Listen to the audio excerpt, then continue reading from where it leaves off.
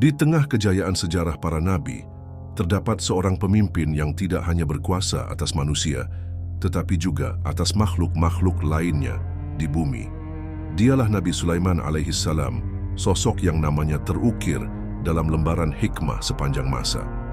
Sejak kecil, Nabi Sulaiman telah menunjukkan kecerdasan luar biasa, sebuah anugerah yang diwarisi dari ayahnya, Nabi Daud alaihissalam. Namun keistimewaannya tidak hanya terletak pada kebijaksanaan, melainkan juga pada karunia besar yang diberikan oleh Allah Subhanahu wa Ta'ala kepadanya, sebuah kelebihan yang melampaui batas imajinasi manusia. Allah Subhanahu wa Ta'ala berfirman dalam Al-Quran, "Dan Sulaiman telah mewarisi Daud, dan dia berkata, Wahai manusia, kami telah diajari bahasa burung, dan kami diberi segala sesuatu. Sesungguhnya ini benar-benar karunia yang nyata." Al-Quran Surah An-Naml 16. Nabi Sulaiman alaihissalam adalah salah satu nabi pilihan Allah yang dianugerahi kekuasaan serta hikmah yang luar biasa. Sebagai putra Nabi Daud alaihissalam, ia tidak hanya mewarisi kerajaan Bani Israel, tetapi juga kepemimpinan yang penuh kebijaksanaan. Allah Subhanahu wa Ta'ala menganugerahinya kemampuan memahami bahasa burung dan berbagai hewan lainnya, serta kekuasaan untuk menundukkan jin, manusia, dan angin agar menjalankan perintahnya. Namun segala keistimewaan ini tidak menjadikannya angkuh. Justru Nabi Sulaiman adalah pemimpin yang adil, rendah hati, dan senantiasa bersyukur atas nikmat yang diberikan kepadanya. Dalam perjalanan hidupnya, Nabi Sulaiman menghadapi beragam tantangan, mulai dari perselisihan dengan saudara-saudaranya, ujian kekuasaan, hingga pertemuan bersejarah dengan Ratu Balqis, seorang pemimpin dari negeri Saba yang akhirnya menerima kebenaran dan berserah diri kepada Allah. Bahkan peristiwa wafatnya menjadi bukti kebesaran Allah Subhanahu wa Ta'ala, ketika jasadnya tetap tegak, bersandar pada tongkat, sementara para jin yang diperintahnya terus bekerja tanpa menyadari bahwa beliau telah wafat, hingga akhirnya tongkat itu rapuh dimakan rayap, dan tubuhnya pun jatuh. Setiap bagian dari kisah Nabi Sulaiman adalah sumber pelajaran yang berharga mengenai keadilan, kepemimpinan, serta kebesaran Allah Subhanahu wa Ta'ala. Kisah beliau bukan sekadar tentang seorang pemimpin yang adil atau nabi yang penuh kebijaksanaan, tetapi juga tentang bagaimana hikmah ilahi berpadu dengan kekuasaan duniawi, membentuk sosok teladan bagi umat manusia sepanjang masa. Sepanjang hidupnya, Nabi Sulaiman menghadapi berbagai tantangan, pengkhianatan, serta ujian besar. Namun, dengan keimanan yang teguh, beliau selalu menghadapi setiap rintangan dengan bijaksana. Dalam kisah ini, kita akan menelusuri perjalanan hidupnya, dari seorang pemuda yang cerdas dan rendah hati, hingga menjadi pewaris takhta yang besar. Kita juga akan melihat bagaimana beliau menghadapi intrik politik dalam keluarganya, serta berbagai ujian yang membuktikan bahwa kekuasaan sejati lahir dari kepatuhan seorang hamba kepada Tuhannya. Setiap kisah Nabi Sulaiman bukan hanya memberikan pelajaran moral, tetapi juga menjadi bukti kebesaran Allah Subhanahu wa Ta'ala yang menganugerahkan hikmah dan keadilan kepada hambanya yang terpilih. Sahabat Coba Islam yang dirahmati Allah, sebelum kita menyelami kisah luar biasa ini, kami mengajak Anda untuk menonton video ini hingga akhir agar tidak terjadi kesalahpahaman. Jangan lupa untuk mendukung dengan memberikan like, subscribe, serta meninggalkan komentar jika ada hal yang perlu diperjelas. Bismillah, mari kita mulai kisahnya. Di sebuah desa kecil yang tentram, ketenangan mendadak terusik ketika dua orang wanita berjalan tergesa-gesa menuju tempat berkumpulnya penduduk. Salah satu dari mereka menangis tersedu-sedu, erat memeluk seorang bayi kecil yang tertidur lelap di dalam dekapan. Sementara itu, wanita lainnya bersikap tegas, suaranya lantang menuntut, "Bayi itu adalah milikku, anakmu telah dimangsa oleh serigala, bukan anakku." Orang-orang mulai berkumpul, membentuk lingkaran di sekitar mereka. Perdebatan yang semakin memanas menarik perhatian banyak warga. Wanita yang lebih muda, wajahnya dipenuhi air mata, berbicara dengan nada penuh keputusasaan. "Dia anakku. Aku mengenali aroma tubuhnya, suara tangisnya. dan akulah yang telah melahirkannya. Ucapnya dengan suara bergetar karena emosi. Namun wanita yang lebih tua membalas dengan lantang, "Kau hanya ingin merebut sesuatu yang bukan milikmu. Anak ini adalah putraku. Anakmu telah dimangsa oleh serigala." Kerumunan yang menyaksikan perdebatan itu berbisik-bisik, mencoba memahami situasi yang terjadi. Wajah-wajah mereka tampak dipenuhi rasa simpati, tetapi tak seorang pun mampu memastikan siapa yang berbicara jujur. Hingga akhirnya, seorang lelaki tua yang dihormati di desa itu maju ke depan dan berkata, "Perselisihan ini terlalu sulit untuk kami putuskan. Marilah kita bawa perkara ini kepada Raja Daud. Beliau adalah hakim yang paling adil di antara kita." Di ruang pengadilan Nabi Daud alaihissalam, kedua wanita itu berdiri dengan gelisah. Ruangan itu meskipun sederhana, memancarkan aura kewibawaan. Dengan tatapan penuh kebijaksanaan, Nabi Daud memandang mereka secara bergantian. Wanita yang lebih tua berbicara lebih dahulu. Dengan suara lantang ia berkata, "Wahai baginda, anak ini adalah milikku. Wanita ini ingin mengambilnya dariku." Sementara itu, wanita yang lebih muda menggigil dan menangis, lalu menyela dengan suara lirih, "Tidak, wahai baginda, dia telah berdusta. Aku adalah ibu kandung dari bayi ini.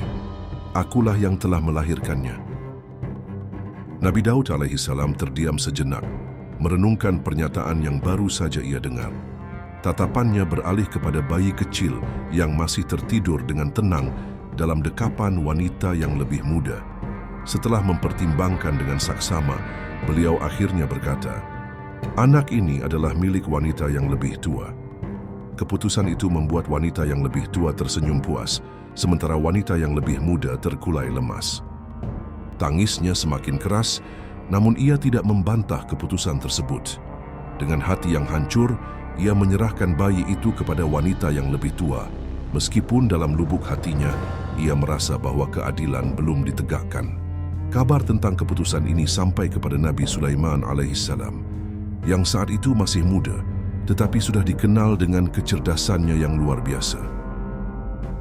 Beliau merasa ada sesuatu yang tidak tepat dalam keputusan tersebut. Karena itu, Nabi Sulaiman memutuskan untuk memanggil kedua wanita tersebut ke hadapannya. Hari itu, ruangan tempat Nabi Sulaiman mengadili perkara dipenuhi oleh orang-orang yang penasaran. Mereka ingin menyaksikan bagaimana pemuda bijaksana itu akan menangani kasus yang tampaknya telah diputuskan. Nabi Sulaiman duduk di kursinya dengan tenang, memandang kedua wanita itu penuh perhatian. Di hadapan mereka, bayi kecil itu diletakkan di atas selimut lembut, masih terlelap tanpa mengetahui apa yang sedang terjadi. "Siapa yang ingin berbicara terlebih dahulu?" tanya Nabi Sulaiman, suaranya lembut tetapi penuh wibawa. Wanita yang lebih tua segera melangkah maju dan berkata, "Anak ini adalah milikku. Wanita ini hanya berusaha mengambilnya dariku." Wanita yang lebih muda dengan suara bergetar karena tangis menyela, "Tidak, wahai pangeran, dia berdusta. Aku adalah ibu kandung bayi ini. Aku mengenalinya dan aku yakin bahwa ini adalah anakku." Nabi Sulaiman mengangguk pelan, memperhatikan setiap kata yang diucapkan oleh kedua wanita itu. Tatapannya lalu beralih kepada bayi yang masih tertidur.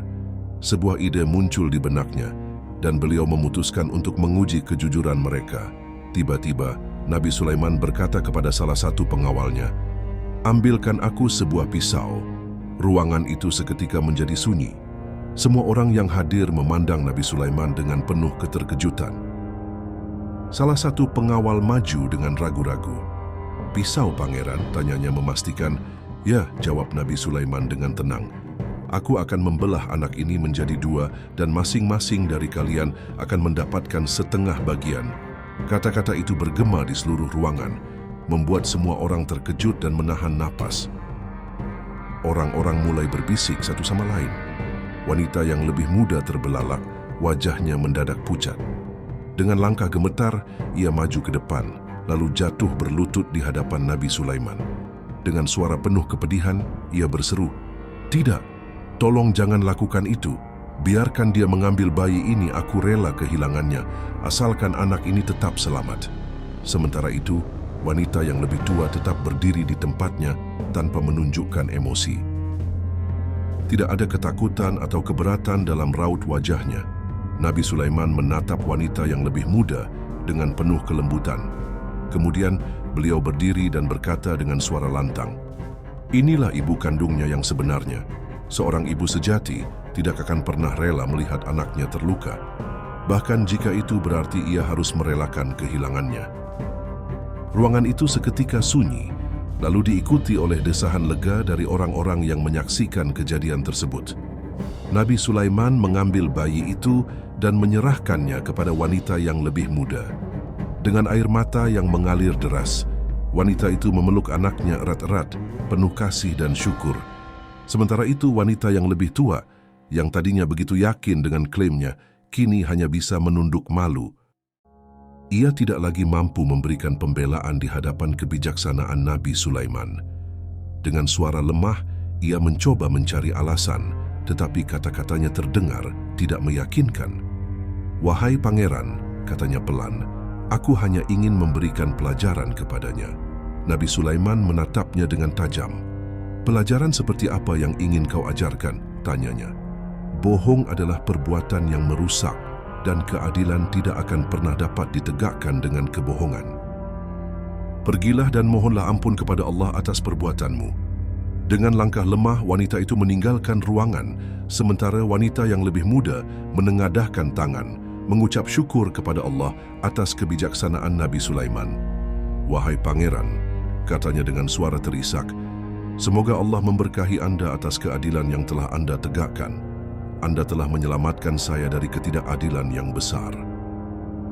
Kisah ini menjadi bukti nyata dari kebijaksanaan luar biasa yang dianugerahkan Allah Subhanahu wa Ta'ala kepada Nabi Sulaiman alaihissalam. Sebuah kebijaksanaan yang tidak hanya didasarkan pada logika dan hukum, tetapi juga pada pemahaman mendalam tentang perasaan dan kasih sayang yang tulus. Dalam kasus ini, kasih sayang seorang ibu yang rela berkorban demi keselamatan anaknya menjadi bukti nyata kebenaran. Di sebuah desa yang subur dengan kebun-kebun anggur yang menghijau, pagi itu seorang petani bangun dengan penuh semangat seperti biasanya. Hari itu, ia berencana memanen buah anggur yang telah matang, hasil kerja keras dan perawatannya selama bertahun-tahun. Namun saat melangkah ke kebunnya, hatinya seketika hancur. Daun-daun anggur berserakan di tanah, batang-batangnya patah, dan buah-buah yang seharusnya siap dipetik lenyap tak bersisa. Petani itu terdiam sejenak, lalu berteriak dengan penuh kemarahan. "Apa yang terjadi? Siapa yang telah merusak kebunku?" Tak lama kemudian, tetangganya, seorang peternak kambing, datang dengan wajah penuh rasa bersalah. Dengan suara lirih, ia berkata, "Wahai tetanggaku, aku khawatir ini ulah kambing-kambingku. Mereka lepas tadi malam, dan aku tidak tahu jika mereka masuk ke kebunmu." Mata petani itu memerah karena amarah. "Kambing-kambingmu? Jadi mereka yang menghancurkan kebunku? Ini hasil kerja keras bertahun-tahun. Bagaimana aku bisa memulihkannya?" Tetangganya menundukkan kepala. "Aku benar-benar tidak bermaksud seperti ini. Aku tidak menyangka mereka akan masuk ke kebunmu," ujarnya penuh penyesalan. Namun petani itu tidak bisa menahan emosinya. "Kau harus bertanggung jawab. Aku tidak bisa membiarkan ini berlalu begitu saja." Pertengkaran mereka semakin memanas hingga akhirnya para penduduk desa berkumpul. Seorang tetua desa maju ke depan dan berkata, "Kita tidak akan menyelesaikan masalah ini dengan perdebatan. Mari kita bawa perkara ini kepada Nabi Daud. Beliau adalah hakim yang paling adil di antara kita." Di hadapan Nabi Daud alaihissalam, kedua pria itu menyampaikan keluh kesah mereka. Dengan penuh emosi, pemilik kebun anggur berkata, "Wahai baginda, seluruh kebunku hancur. Aku tidak tahu harus berbuat apa lagi. Kambing-kambingnya telah memakan semua buah dan merusak batang-batang anggurku. Ini bukan kerugian kecil, dan aku tidak bisa memperbaikinya dalam waktu singkat." Sementara itu, pemilik kambing, meskipun merasa bersalah, mencoba menjelaskan keadaannya. "Wahai baginda, aku sama sekali tidak bermaksud membiarkan kambing-kambingku lepas. Aku benar-benar tidak menyangka mereka akan masuk ke kebunnya dan menyebabkan kerusakan sebesar ini. Mereka berdua menanti keputusan Nabi Daud dengan penuh harap, berharap mendapatkan keadilan dalam perkara ini. Nabi Daud mendengarkan dengan penuh perhatian. Setelah mempertimbangkan dengan saksama, beliau akhirnya berkata, "Karena kambing-kambing itu telah merusak kebun anggur, maka pemilik kambing harus menyerahkan seluruh ternaknya kepada pemilik kebun sebagai ganti rugi." Keputusan itu terdengar tegas. Pemilik kebun merasa mendapatkan keadilan, tetapi ada raut ketidakpuasan di wajahnya. Sementara itu, pemilik kambing tampak sedih karena kehilangan seluruh ternaknya, berarti kehilangan mata pencahariannya. Melihat situasi ini, seorang tetua desa menyarankan, "Mengapa tidak membawa perkara ini kepada Nabi Sulaiman? Beliau mungkin memiliki pandangan yang berbeda." Akhirnya, kedua pihak datang ke hadapan Nabi Sulaiman. Meskipun masih muda, beliau sudah dikenal karena kecerdasan dan kebijaksanaannya yang luar biasa. Dengan tenang, Nabi Sulaiman mendengarkan kisah mereka, memastikan setiap detailnya. Setelah mereka selesai berbicara, beliau bertanya dengan suara lembut namun penuh wibawa, "Apa keputusan yang telah ditetapkan ayahku?" Mereka menjawab, "Kami harus menukar kambing dengan kebun anggur." Nabi Sulaiman mengangguk perlahan, lalu terdiam sejenak. Ia merenung, menimbang keputusan terbaik. Kemudian, dengan suara yang tenang tetapi tegas, ia berkata, "Aku memiliki usulan yang berbeda." Ruangan itu menjadi hening. Semua orang menunggu dengan penuh penasaran. Nabi Sulaiman pun menjelaskan keputusannya. Pemilik kambing harus menyerahkan seluruh ternaknya kepada pemilik kebun anggur, tetapi hanya untuk sementara. Selama kebun itu dipulihkan, pemilik kebun boleh memanfaatkan hasil dari kambing-kambing tersebut, susu, wol, atau apapun yang mereka hasilkan sebagai kompensasi atas kerugian yang diderita. Sementara itu, pemilik kebun harus berusaha memperbaiki kebunnya. Setelah kebun itu kembali seperti semula, kambing-kambing akan dikembalikan kepada pemiliknya. Keputusan ini terasa begitu adil dan penuh hikmah. Ruangan itu kembali sunyi, lalu diikuti oleh desahan lega. Kedua pihak tampak terkejut tetapi juga puas. Pemilik kebun mendapatkan kesempatan untuk memulihkan kerugiannya tanpa harus mengambil hak orang lain, sementara pemilik kambing tidak kehilangan seluruh mata pencahariannya. Dengan keputusan ini, Nabi Sulaiman menunjukkan bahwa keadilan sejati bukan sekadar menghukum, tetapi juga mencari solusi yang memberikan manfaat bagi semua pihak. Pemilik kambing merasa bersyukur karena ia tidak kehilangan mata pencahariannya selamanya. Sementara itu, tetua desa yang hadir sebagai saksi berkata, "Ini adalah keputusan yang sangat adil. Tidak ada yang dirugikan sepenuhnya, namun keadilan tetap ditegakkan." Setelah keputusan itu diumumkan, kedua pihak pun menyatakan persetujuan mereka.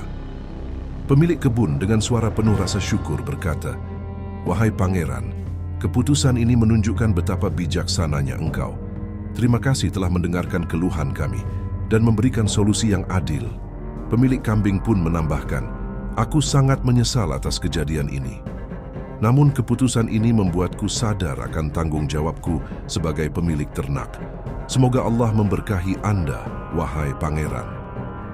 Nabi Sulaiman tersenyum lembut, lalu berkata, "Ingatlah, keadilan bukan hanya tentang memberikan hukuman, tetapi juga tentang memulihkan keseimbangan dan memberikan pelajaran bagi semua." Ketika berita tentang keputusan Nabi Sulaiman tersebar di desa, orang-orang memuji kebijaksanaannya. Bahkan Nabi Daud yang mendengar hal itu pun mengakui kecerdasan putranya.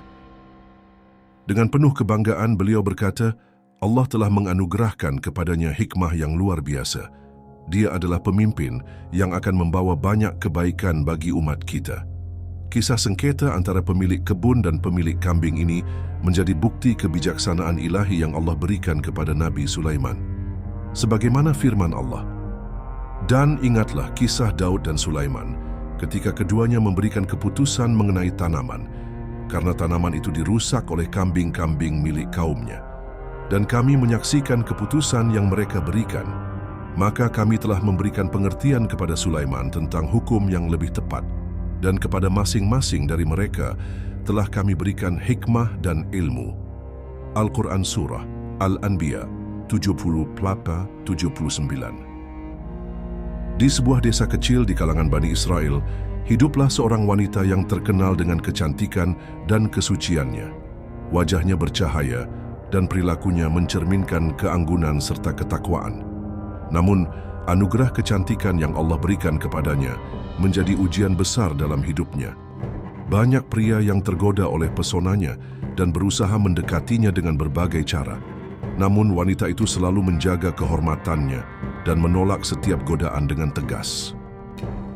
Pada suatu siang yang damai, seorang wanita saleha sedang menimba air di sumur desa. Tiba-tiba, 4 pria yang merupakan tokoh masyarakat mendekatinya dengan senyum penuh arti. Mereka telah lama mengincarnya dan kali ini mereka memutuskan untuk berbicara secara terang-terangan. Salah seorang dari mereka, pria bertubuh besar dengan suara lantang, berkata, "Wahai wanita yang jelita, sudah lama kami memperhatikanmu. Kau tahu, kecantikanmu terlalu berharga jika hanya kau simpan sendiri. Mengapa tidak memilih salah satu dari kami sebagai pasanganmu?" Wanita itu menghentikan pekerjaannya dan menatap mereka dengan penuh keberanian. "Kalian tahu bahwa aku tidak pernah menerima ajakan seperti itu. Aku menjaga kehormatanku demi Tuhanku, bukan demi manusia," jawabnya tegas.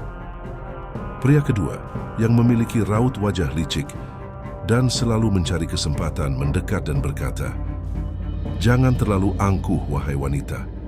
Kami adalah pemuka desa ini. Jika kau berani menolak kami, kami bisa membuat hidupmu sengsara." Meski hatinya sedikit bergetar, wanita itu tetap berdiri tegak dan menjawab dengan tegas, "Lebih baik aku hancur daripada menyerahkan kehormatanku kepada orang-orang yang tidak memiliki rasa malu." Keempat pria itu saling berpandangan. Mereka tidak menyangka akan mendapat penolakan sekeras itu. Salah seorang dari mereka, yang tampak paling licik, berkata dengan nada mengancam, "Baiklah jika begitu, bersiaplah. Kau akan menyesal telah menolak kami." Malam itu, mereka berkumpul di sebuah rumah kecil di pinggiran desa, merencanakan tipu daya untuk mencelakai wanita tersebut. Pria pertama berbicara dengan nada kesal. "Dia terlalu sombong, bagaimana mungkin dia berani menolak kita, para pemimpin desa?"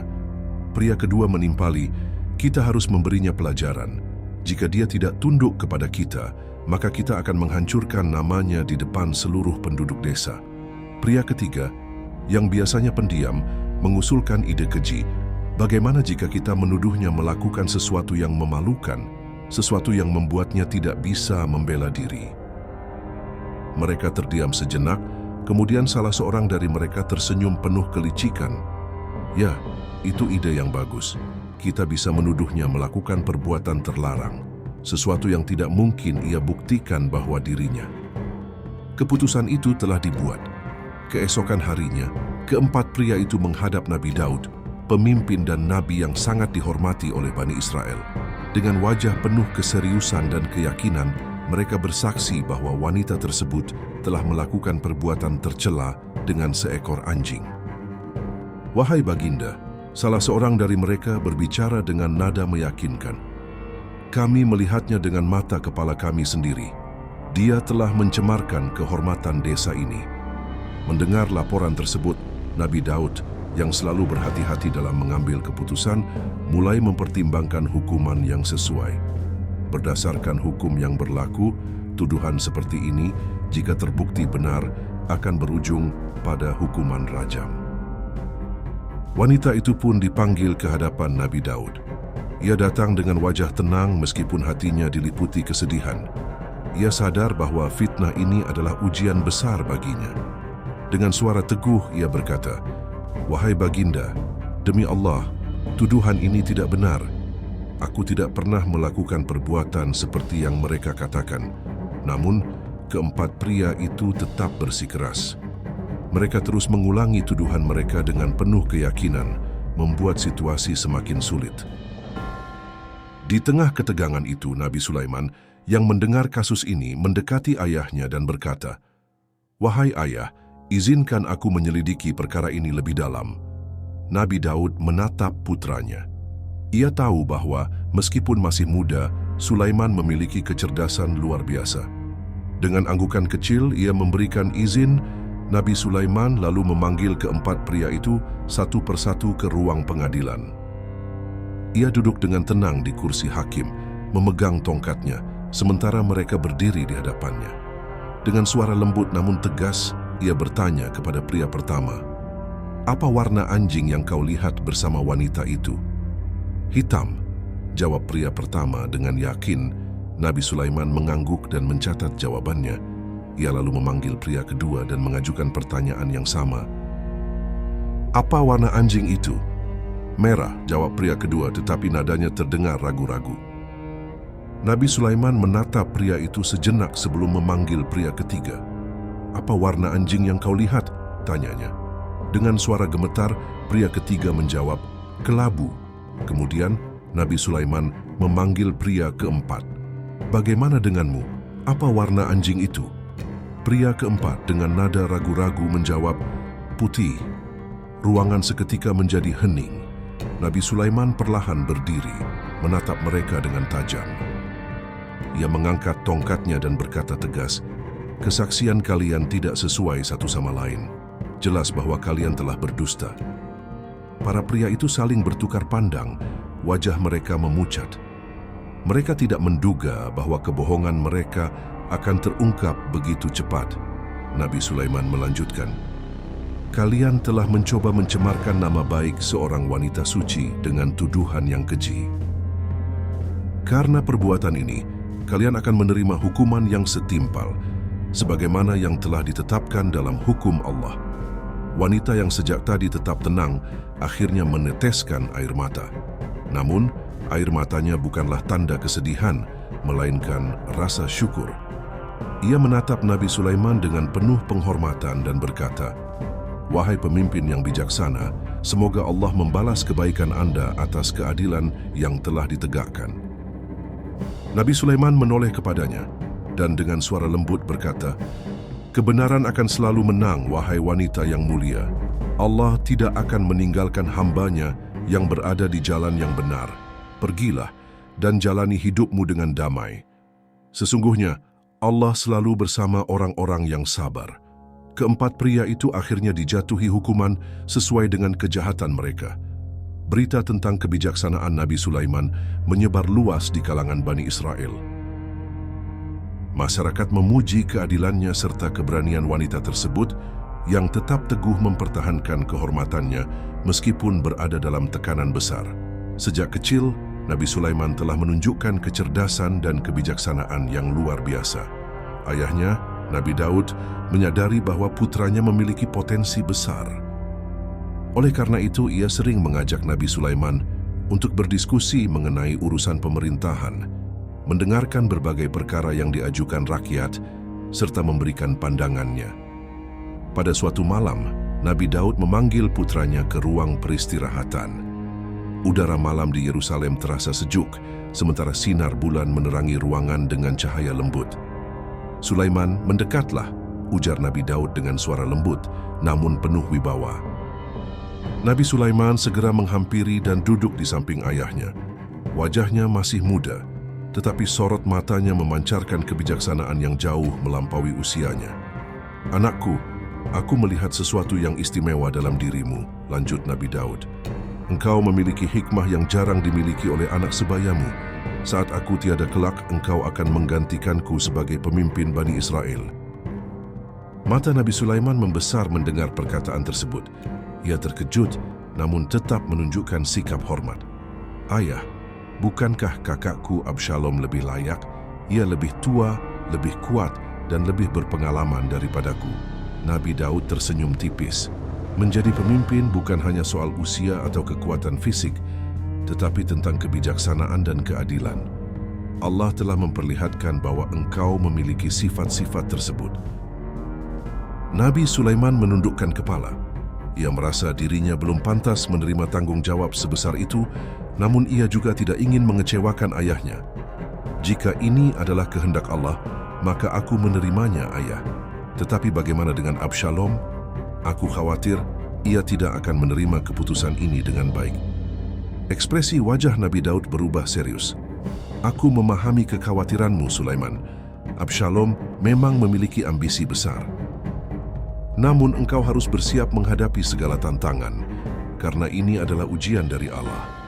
Di sisi lain istana, Absalom mendengar kabar bahwa Nabi Daud berencana menjadikan Sulaiman sebagai penerusnya. Hatinya dipenuhi amarah.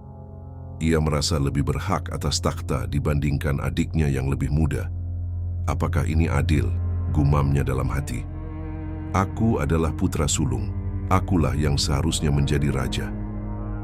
Dengan penuh kecerdikan, Absalom mulai menyusun strategi untuk merebut takhta. Ia mendekati rakyat Bani Israel, mendengarkan keluhan mereka, serta memberikan janji-janji manis untuk mendapatkan dukungan. Pada suatu pagi, Absalom berdiri di depan gerbang istana, menyambut rakyat yang hendak menghadap Nabi Daud. Dengan sikap ramah, ia menyapa seorang petani tua yang datang membawa persoalan tentang tanahnya. "Wahai paman, apa yang membawamu ke sini?" tanyanya dengan penuh perhatian. "Aku ingin menyampaikan permasalahanku kepada raja, wahai pangeran," jawab petani itu. "Masalah apa yang sedang kau hadapi?" tanya Absalom. Setelah mendengarkan keluhan sang petani, Absalom menghela napas dan berkata, "Andai saja aku yang menjadi raja, tentu aku akan segera menyelesaikan permasalahan seperti ini dengan adil dan cepat. Namun sekarang, kau harus bersabar menunggu giliran untuk bertemu ayahku." Kata-katanya penuh dengan siasat. Petani itu terkesan dengan perhatian yang diberikan Absalom, mulai menyebarkan cerita bahwa sang pangeran lebih peduli kepada rakyat dibandingkan rajanya. Hari demi hari, pengaruh Absalom semakin kuat. Ia diam-diam mengirimkan orang-orang ke berbagai penjuru negeri untuk menyebarkan propaganda demi meraih dukungan. Kepada para pengikut setianya, ia memberi pesan, "Jika kalian mendengar suara trompet berkumandang, berkumpullah dan nyatakan aku sebagai raja." Suatu pagi, ketika Nabi Daud sedang duduk di serambi istana bersama para penasihatnya, terdengar suara riuh dari luar. Sorak-sorai rakyat bergema, diiringi bunyi trompet dari kejauhan. Tiba-tiba seorang pengawal masuk dengan tergesa-gesa. "Wahai baginda, rakyat telah menyerukan Absalom sebagai raja. Ia telah mengumpulkan banyak pendukung dan kini sedang menuju istana." Wajah Nabi Daud seketika berubah, namun ia tetap tenang. Dengan penuh kebijaksanaan ia berdiri dan berkata, "Kita tidak akan menghadapi ini dengan kekerasan. Aku tidak ingin ada pertumpahan darah di tanah suci ini." Dengan suara berat, Nabi Daud memerintahkan para pengikut setianya untuk meninggalkan istana. Mereka menyeberangi sungai Yordan dan mencari perlindungan di Bukit Zaitun. Di sana, di bawah langit malam yang sunyi, Nabi Daud menghabiskan waktunya dengan berdoa dan berserah diri kepada Allah. Dengan penuh ketulusan ia berbisik, "Ya Allah, jika ini adalah ujianmu, berikanlah aku kekuatan untuk menjalaninya. Lindungilah rakyatku dari kehancuran dan tunjukkan jalan yang benar bagi putraku Absalom." Setelah beberapa hari berlindung di Bukit Zaitun, Nabi Daud memutuskan bahwa sudah saatnya untuk merebut kembali tahtanya. Ia mengumpulkan para pengikut setianya dan memberi perintah untuk menyerang Yerusalem. Namun sebelum mereka berangkat, Nabi Daud memberikan pesan tegas kepada para panglima pasukannya. "Jika kalian menemukan Absalom, jangan celakai dia. Tangkaplah dia dalam keadaan hidup, bagaimanapun dia tetap putraku." Pasukan Nabi Daud bergerak menuju Yerusalem dan bertemu dengan pasukan Absalom. Pertempuran pun pecah. Meskipun jumlah pasukan Absalom lebih besar, mereka tidak memiliki strategi yang matang. Pasukan Nabi Daud berhasil memukul mundur mereka. Absalom, yang menunggangi kudanya, berusaha melarikan diri ke dalam hutan.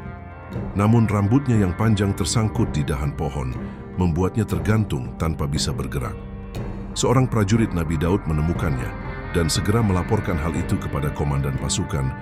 Meskipun Nabi Daud telah berpesan agar Absalom ditangkap hidup-hidup, sang komandan mengambil keputusan lain.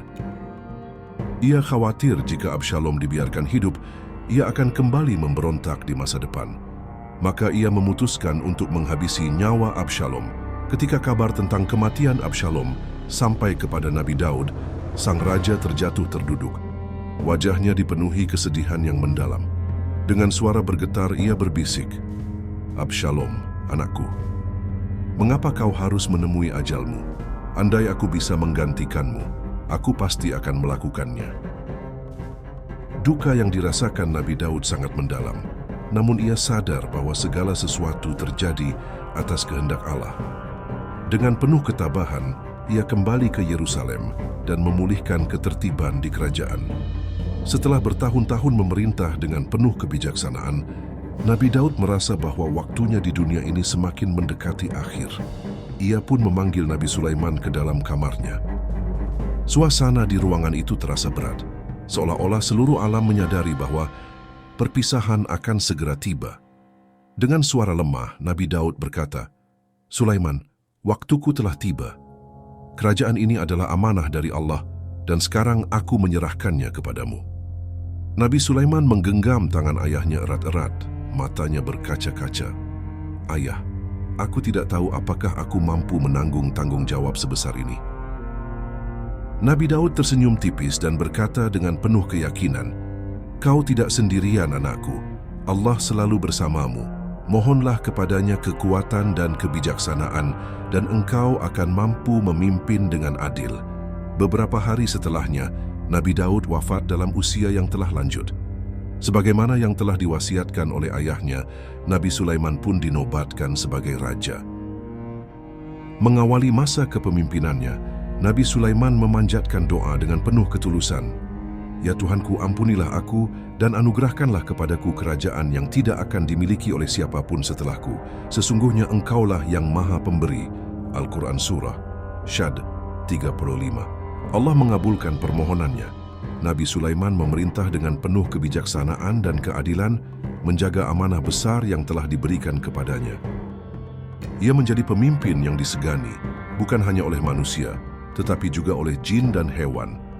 Dengan penuh kebesaran, ia meneruskan warisan ayahnya, mengukir sejarah sebagai raja yang bijaksana dan adil. Malam itu, langit tampak begitu menawan.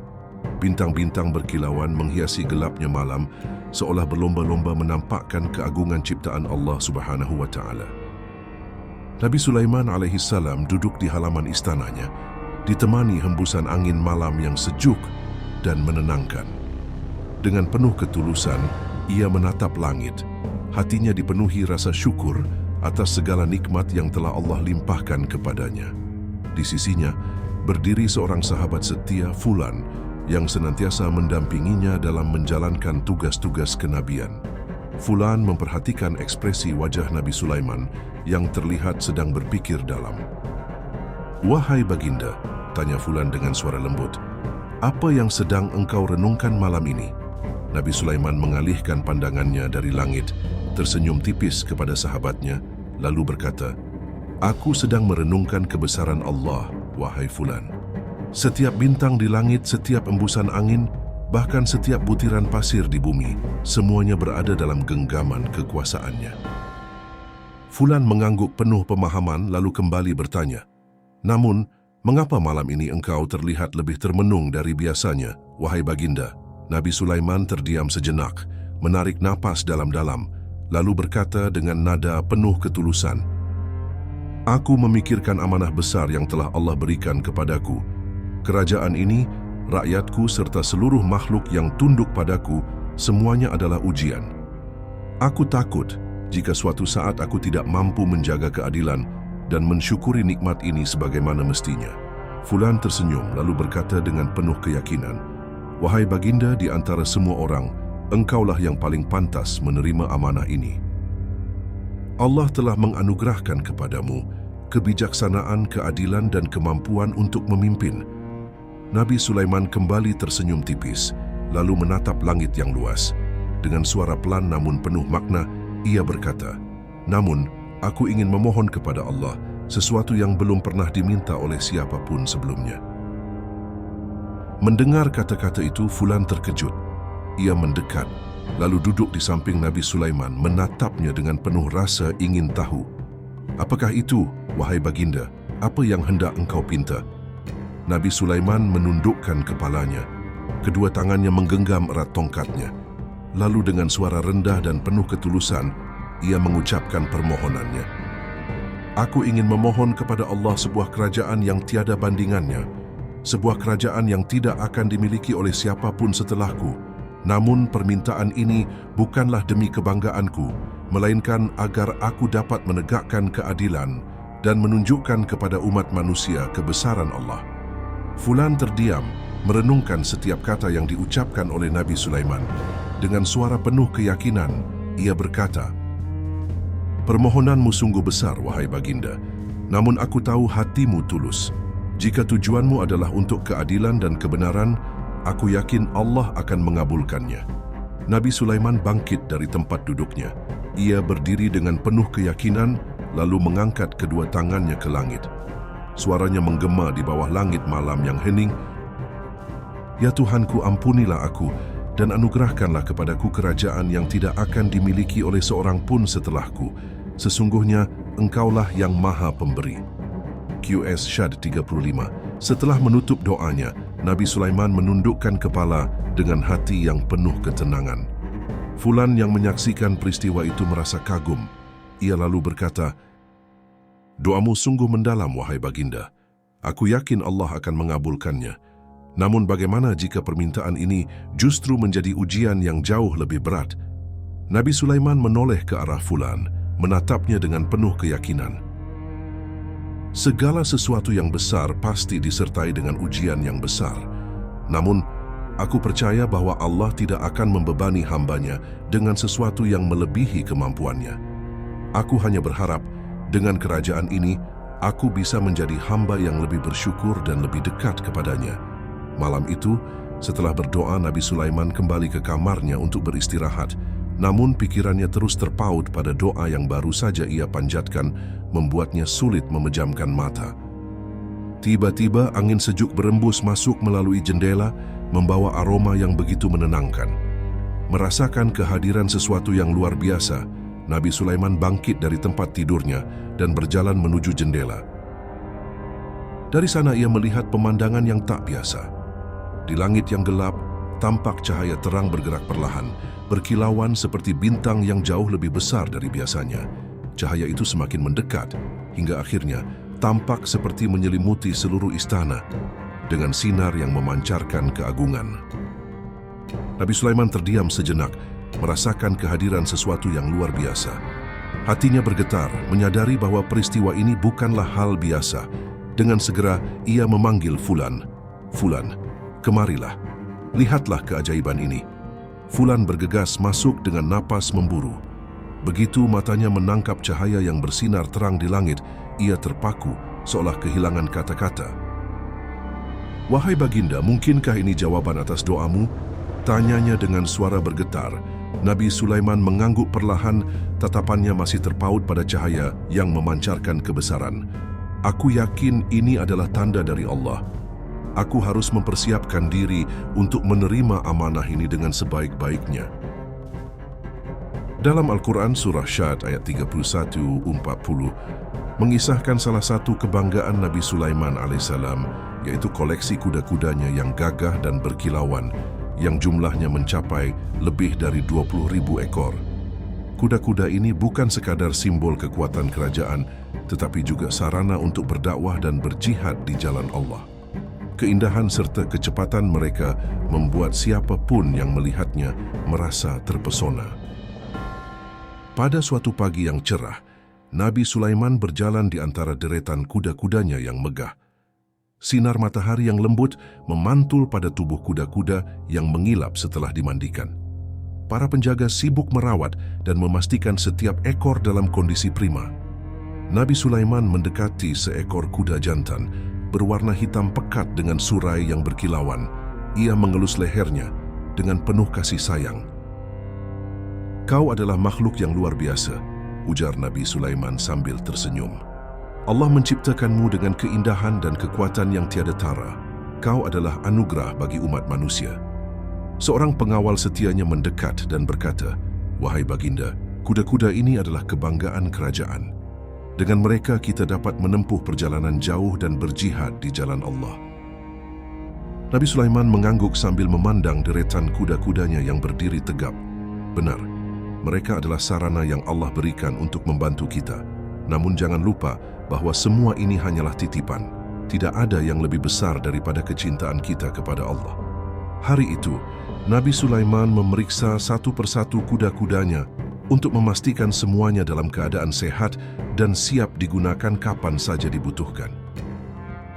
Begitu asyiknya ia mengamati dan mengagumi keindahan serta keperkasaan kuda-kudanya, waktu pun berlalu tanpa terasa. Hingga akhirnya, saat matahari mulai tenggelam di cakrawala, hatinya tersentak. Ia baru menyadari bahwa karena terlalu larut dalam kesibukannya, ia telah melewatkan waktu salat asar. Nabi Sulaiman menundukkan kepala, wajahnya dipenuhi penyesalan. Bagaimana mungkin aku, seorang hamba Allah, begitu larut dalam urusan dunia, hingga melupakan kewajibanku kepadanya? Katanya dengan suara bergetar. Seorang pembantunya yang setia berdiri di sampingnya, berusaha menenangkan. Wahai baginda, engkau tidak sengaja melalaikan ibadah. Ini hanyalah kekhilafan yang tidak disengaja. Namun Nabi Sulaiman menggeleng perlahan. Tidak, aku telah mengabaikan sesuatu yang paling penting dalam hidupku. Aku harus memohon ampun kepada Allah. Malam itu, dalam keheningan, Nabi Sulaiman bersujud dengan penuh kerendahan hati. Air matanya mengalir deras, membasahi tempatnya berdoa. Dengan suara penuh keikhlasan, ia memohon ampun kepada Allah. Ya Tuhanku, ampunilah kelalaianku. Jangan biarkan kecintaanku terhadap sesuatu di dunia ini mengalihkan cintaku kepadamu. Jika kuda-kuda ini telah membuatku lalai, maka aku rela melepaskan semuanya demi mendapatkan ridhamu. Doanya dipanjatkan dengan hati yang tulus. Tidak ada penyesalan yang lebih mendalam bagi Nabi Sulaiman selain mengabaikan kewajibannya sebagai seorang hamba Allah. Allah yang Maha Pengasih mendengar doa Nabi Sulaiman. Dalam wahyunya, Allah memerintahkan Nabi Sulaiman untuk menyembelih semua kuda-kuda yang ia miliki sebagai bentuk pengorbanan dan ketaatan kepadanya. Keesokan harinya, Nabi Sulaiman memanggil para penjaga kudanya dan berkata, "Hari ini aku akan melakukan sesuatu yang berat, tetapi ini adalah perintah Allah. Aku harus menyembelih semua kuda ini dan membagikan dagingnya kepada fakir miskin." Para penjaga terkejut mendengar keputusan itu. Salah seorang dari mereka maju dengan raut wajah khawatir dan berkata, "Wahai baginda, kuda-kuda ini adalah anugerah yang luar biasa. Mengapa engkau harus mengorbankan mereka?" Nabi Sulaiman menatap pembantunya dengan tenang, namun penuh ketegasan. "Tidak ada yang lebih besar dari perintah Allah. Aku tidak ingin sesuatu pun di dunia ini menghalangi kewajibanku kepadanya." Satu persatu, kuda-kuda itu disembelih dengan penuh keikhlasan. Meskipun hatinya terasa berat, Nabi Sulaiman melakukannya dengan keyakinan bahwa ini adalah bentuk ketaatan kepada Allah. Para penjaga dan pengawal yang menyaksikan peristiwa itu tidak mampu menahan air mata. Mereka tahu betapa besar kecintaan Nabi Sulaiman terhadap kuda-kudanya, tetapi mereka juga memahami bahwa kecintaan Nabi Sulaiman kepada Allah jauh lebih besar. Sebagai balasan atas pengorbanan besar itu, Allah Subhanahu wa Ta'ala menganugerahkan kepada Nabi Sulaiman sebuah nikmat yang jauh lebih luar biasa. Allah memberinya kemampuan untuk menundukkan angin. Dengan izin Allah, angin kini patuh pada perintah Nabi Sulaiman. Membawanya kemanapun ia ingin pergi dengan kecepatan yang luar biasa. "Wahai baginda," ujar seorang pengawal dengan penuh kekaguman ketika menyaksikan angin yang tunduk pada perintah Nabi Sulaiman, "Allah telah menggantikan kuda-kuda itu dengan sesuatu yang jauh lebih hebat.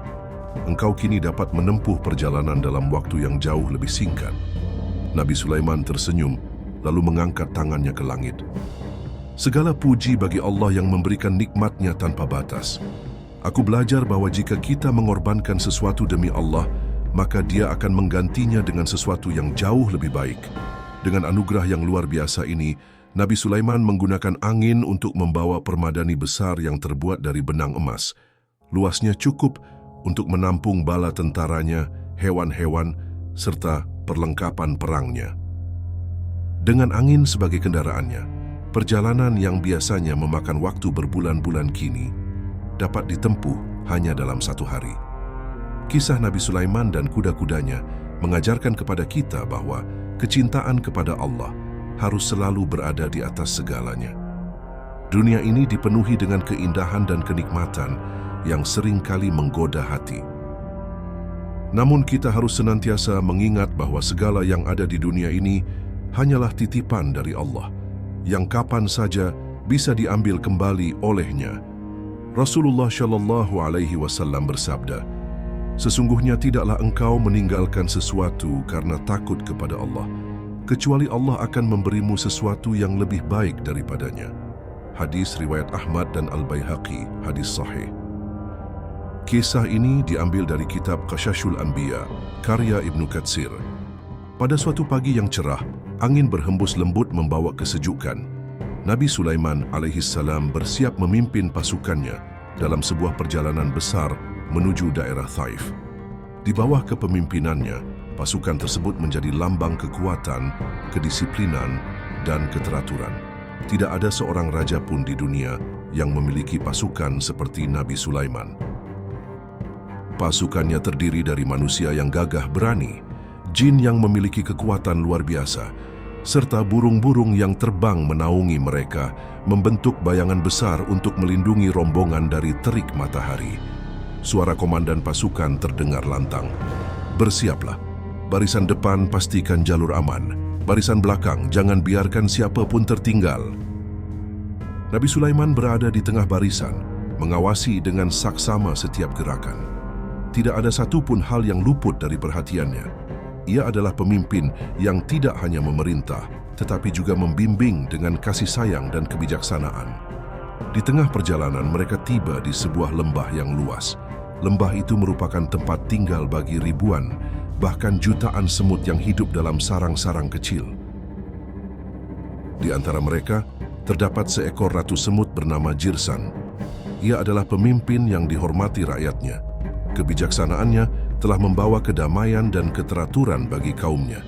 Namun, ketika Jirsan melihat pasukan besar Nabi Sulaiman semakin mendekat, ia menyadari bahwa bahaya sedang mengancam rakyatnya.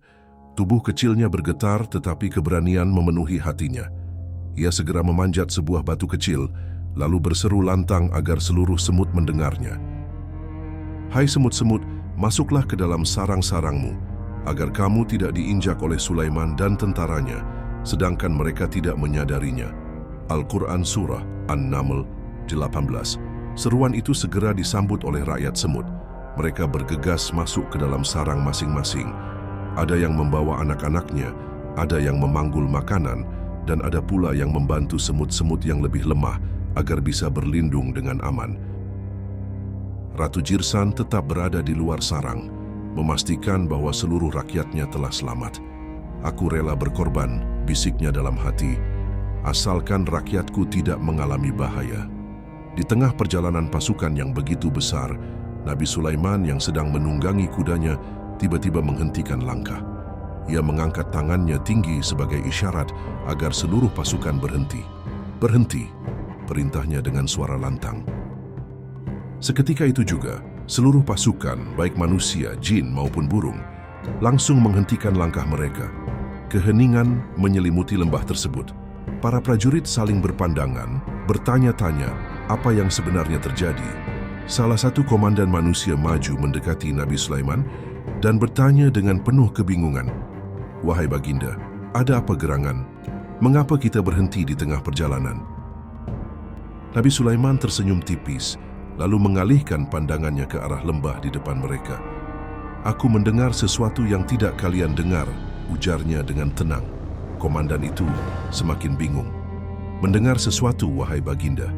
Apa maksud Anda?"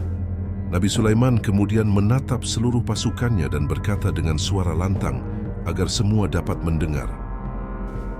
Di lembah ini terdapat rakyat kecil yang penuh kebijaksanaan. Mereka adalah semut-semut yang sedang berlindung di dalam sarang mereka. Aku mendengar pemimpin mereka, Ratu Jirsan, memberi perintah agar rakyatnya segera masuk ke dalam sarang supaya tidak terinjak oleh kita. Ratu semut itu lebih memikirkan keselamatan kaumnya daripada dirinya sendiri. Pasukan yang mendengar penjelasan itu terdiam. Mereka tidak menyangka bahwa makhluk sekecil semut memiliki pemimpin yang penuh kasih sayang dan bijaksana. Dengan perlahan, Nabi Sulaiman turun dari kudanya dan melangkah mendekati lembah semut. Ia tahu bahwa hanya para semut yang mampu memahami kata-katanya, namun tetap berbicara dengan lembut. "Wahai semut-semut," ujar Nabi Sulaiman, "ketahuilah bahwa kami tidak berniat menyakiti kalian.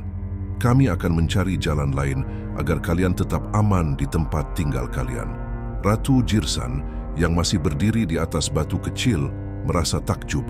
Ia tidak pernah menyangka bahwa seorang pemimpin sebesar Nabi Sulaiman akan begitu peduli terhadap makhluk kecil seperti dirinya.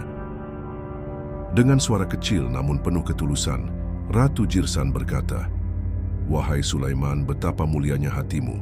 Engkau memiliki kekuatan yang luar biasa, namun tidak melupakan tanggung jawabmu terhadap makhluk kecil seperti kami. Semoga Tuhanmu selalu memberkahi kepemimpinanmu." Nabi Sulaiman tersenyum mendengar kata-kata itu.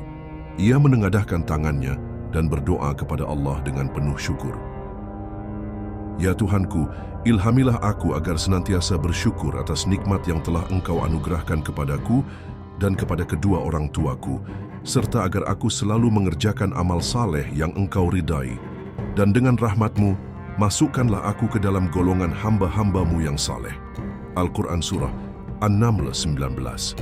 Doa itu terucap dengan tulus, menggema di lembah, seolah-olah setiap makhluk yang ada di sana turut mengamininya. Setelah berdoa, Nabi Sulaiman memanggil komandan pasukannya dan berkata, "Kita tidak akan melintasi lembah ini. Perintahkan seluruh pasukan untuk berputar dan mencari jalur lain. Aku tidak ingin kita mengganggu kehidupan para semut." "Baik, Baginda," jawab sang komandan, lalu segera menyampaikan perintah itu kepada pasukan. Meskipun jalur baru yang harus ditempuh lebih jauh dan lebih sulit, tidak satu pun prajurit mengeluh. Mereka memahami bahwa keputusan Nabi Sulaiman adalah wujud kepedulian dan kebijaksanaan seorang pemimpin sejati. Sementara itu, di lembah, para semut mulai keluar dari sarang mereka, melihat pasukan besar itu berbelok dan menjauhi wilayah mereka. Ratu Jirsan berkata kepada rakyatnya, "Lihatlah pemimpin itu. Ia adalah pemimpin sejati, tidak angkuh, dan selalu memikirkan makhluk lain, bahkan sekecil kita. Mari kita doakan agar Tuhan senantiasa melindunginya dan pasukannya." Perjalanan Nabi Sulaiman ke Taif menjadi pelajaran berharga bagi semua yang menyertainya. Mereka menyaksikan sendiri bagaimana seorang pemimpin dengan kekuasaan luar biasa tetap rendah hati dan menghormati kehidupan makhluk kecil seperti semut. Saat perjalanan kembali dilanjutkan, seorang prajurit yang penasaran bertanya kepada Nabi Sulaiman, "Wahai Baginda, mengapa engkau begitu peduli terhadap makhluk kecil seperti semut? Bukankah mereka tidak akan menyadari jika kita tanpa sengaja menginjak mereka?" Tanya seorang prajurit dengan penuh rasa ingin tahu.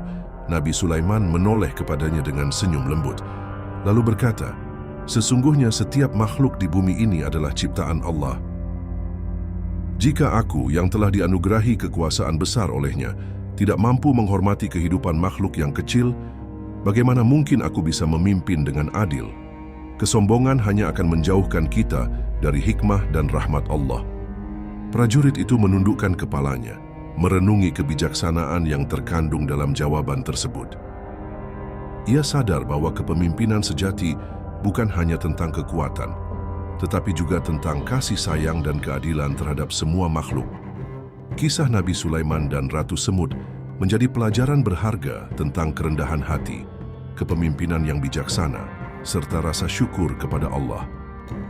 Meskipun Nabi Sulaiman memiliki kekuatan luar biasa, ia tetap menunjukkan bahwa kekuasaan sejati bukanlah tentang menguasai, melainkan tentang kepedulian dan keadilan, baik terhadap makhluk besar maupun kecil.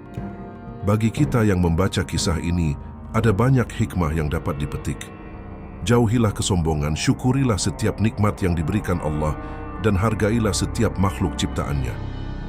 Semoga kita dapat meneladani kebijaksanaan Nabi Sulaiman dan selalu berusaha menjadi hamba Allah yang lebih baik.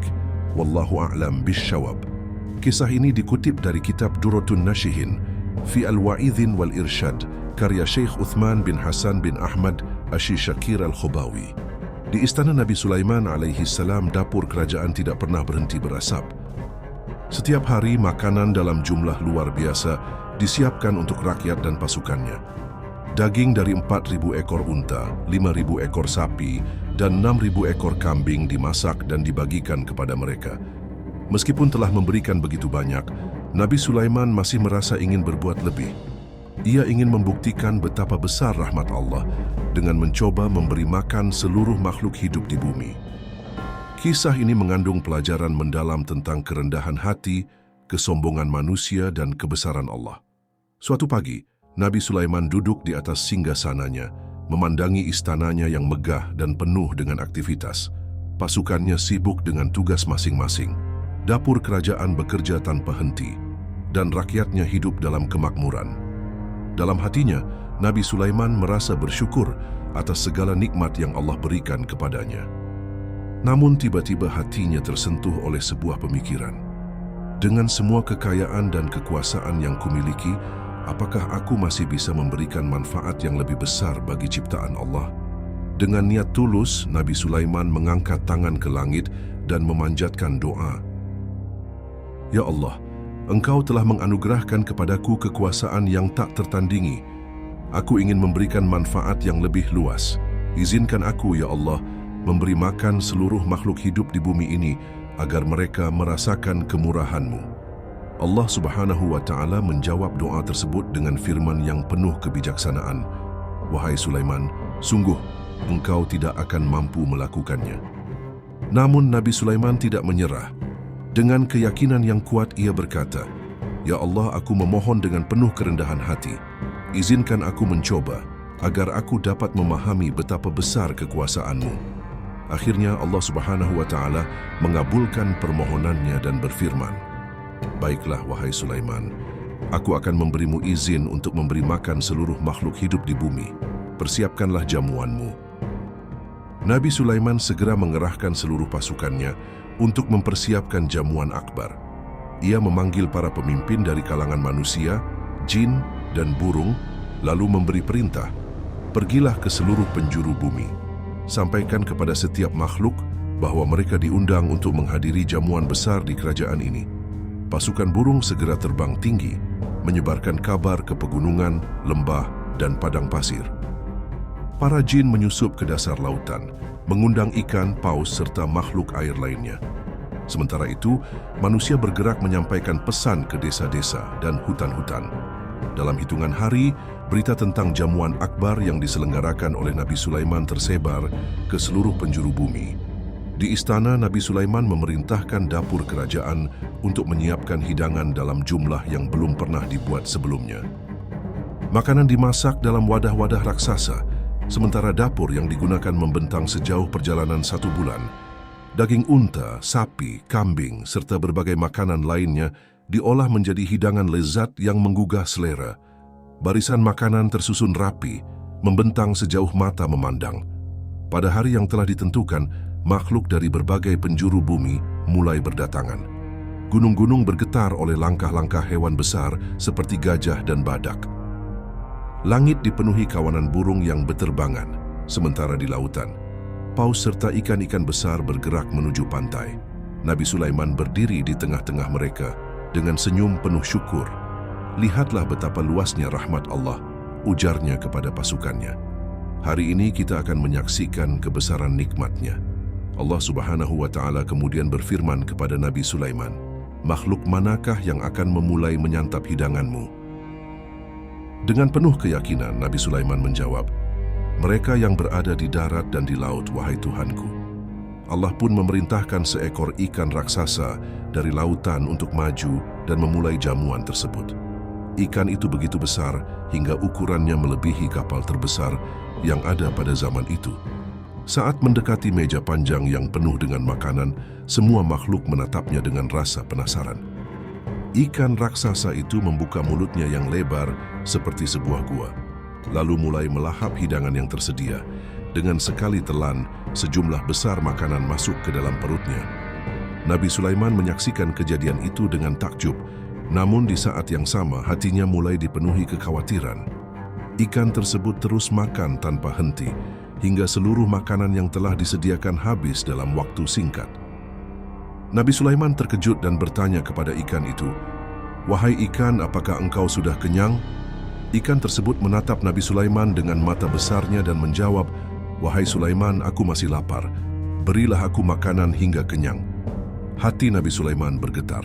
Ia tidak menyangka bahwa satu makhluk saja belum bisa dipuaskan dengan seluruh makanan yang telah ia persiapkan. Ia segera memerintahkan dapur kerajaannya untuk memasak lebih banyak makanan. Namun, setelah hidangan tambahan disajikan dan dimakan oleh ikan tersebut, ia tetap berkata, "Wahai Sulaiman, aku masih lapar." Mendengar itu, Nabi Sulaiman jatuh berlutut. Air matanya mengalir deras, hatinya dipenuhi kesadaran yang mendalam. Dengan penuh penyesalan, ia bersujud dan berdoa kepada Allah. "Ya Allah, aku telah keliru. Aku telah merasa sombong dengan kekayaan dan kekuasaanku. Aku mengira dapat menandingi kemurahan-Mu. Ampunilah aku, wahai Tuhan yang Maha Pemurah." Allah yang Maha Pengasih menerima taubat Nabi Sulaiman dan berfirman, "Wahai Sulaiman, ketahuilah bahwa kekayaan dan kekuasaanku meliputi segala sesuatu. Bahkan engkau yang telah kuanugerahi banyak keistimewaan tidak akan mampu mencukupi kebutuhan satu makhluk pun kecuali dengan izinku." Setelah peristiwa itu, Nabi Sulaiman berdiri di hadapan rakyatnya. Wajahnya memancarkan kerendahan hati. Dengan suara lembut, ia berkata, "Wahai rakyatku, hari ini aku belajar sebuah pelajaran berharga. Tiada kekayaan yang dapat menandingi kemurahan Allah. Bahkan makhluk sekecil apapun bergantung sepenuhnya kepada rahmat-Nya." Rakyat yang mendengar perkataan tersebut merasa tersentuh. Mereka menyadari bahwa kekayaan dan kekuasaan hanyalah titipan semata, sementara hanya Allah yang mampu mencukupi kebutuhan seluruh makhluk hidup.